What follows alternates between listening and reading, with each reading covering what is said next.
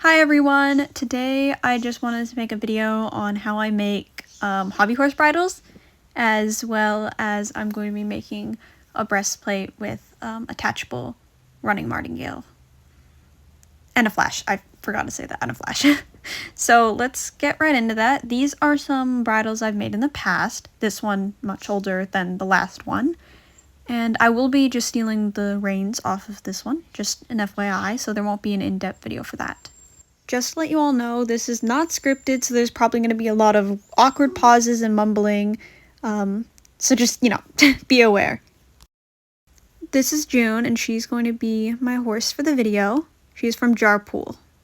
I do not remember where I got this bit, but I think I bought it on Etsy for like $5 or something. Usually I would make my own bits, but I just don't have the time for that, and making my own bits is absolute chaos. If you do, however, want to make your own bits like this, I have always just used paper clips, some pliers to bend them, and then this aluminum tape, which you just wrap around. If you guys want a separate tutorial for that, I can totally make that, but that's not the point of the video. Here's some supplies you'll need. Of course, the first thing you'll probably need is some measuring tape or a string of some sort and a ruler. Then you have these buckles. I have 3 different sizes, but this spread I'm showing right now is what I prefer. But you can use whatever size, whatever connector bit. This is just my preference. For the other connector bits, I just use this set I found at Joann's. It has clips, hooks, chains, whatever your heart desires. It's probably in this set, and it's great. 10 out of 10 would recommend. Now for the actual bridle, you want to use black leather tape, or at least I use black leather tape. I don't use real leather just because of the prices, but this is a cheap alternative and it's not that hard to use. If you want reference to how to make some bridles and whatnot, you can use this book. And time to get started. Oh, and I've already dropped it.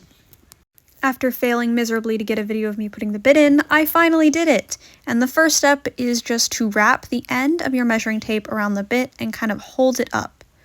This will create your cheek piece. Repeat the step from the other side on this side and mark down how much leather tape you'll need. Lay out your measuring tape on a flat surface and make sure to add a few extra inches for the layover and excess. Once you've done that, you can get your leather tape out and put it like this on your table.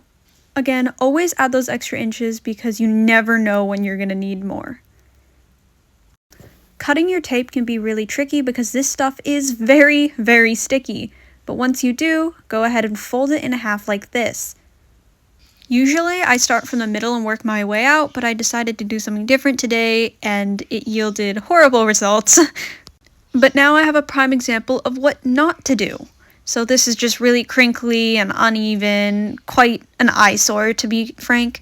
So this is definitely not what you want to do. Try to avoid this. And if you do this, I wouldn't use it. This sucks. Don't use it. Don't use it. I attempted it again and got this nice piece, which was much, much better.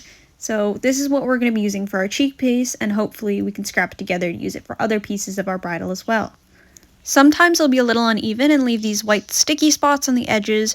Hopefully, if you can, you want to cut those off. Because of the width of the tape, I usually cut all of my strands in half to get a lot more pieces. They are quite durable though, so don't worry. Thread the leather tape through the bit like this. Then cut another much smaller piece of leather tape like this and fasten your cheek piece to the bit.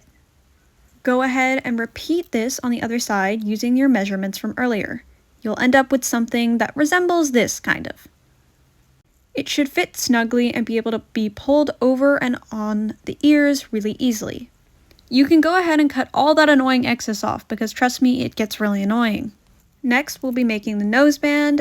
The same process as before, but just on a different part of the hobby horse. Again, make sure you have enough excess. I like using these buckles for the noseband personally. We're just going to fasten it the same way we did with the cheek piece. Make sure to measure it once more. I will be making a flash, so I will be cutting my leather tape in half. And the buckle will connect like this if you're making a flash.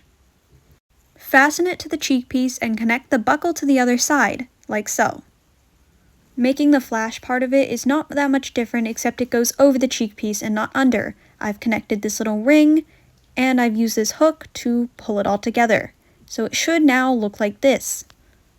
We will continue to make the cheek piece and attach this leather piece to the noseband the same way we did with everything else, and then wrap it around and attach it on the other side of the noseband.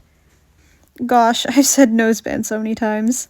So far, this is what we have. And now it's time to move on to the throat latch.